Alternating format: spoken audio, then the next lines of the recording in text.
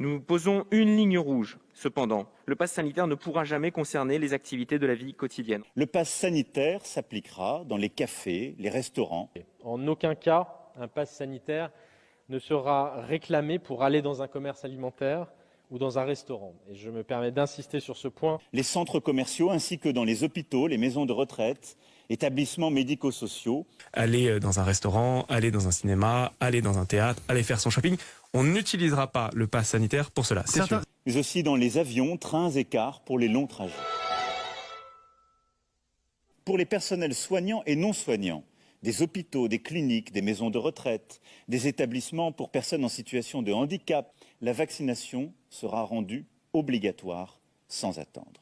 Je ne rendrai pas la vaccination obligatoire. En fonction de l'évolution de la situation, nous devrons sans doute nous poser la question de la vaccination obligatoire pour tous les Français. C'est pour cela aussi que nous devrons engager, dès que les conditions sanitaires seront réunies, la réforme des retraites. Dans les 5 ans à venir, moi je ne propose pas de décaler l'âge de départ à la retraite. Est-ce qu'il faut reculer l'âge légal qui est aujourd'hui à 62 ans? Je me suis engagé à ne pas le faire. C'est quand même mieux, sur un sujet aussi important, de faire ce qu'on a dit.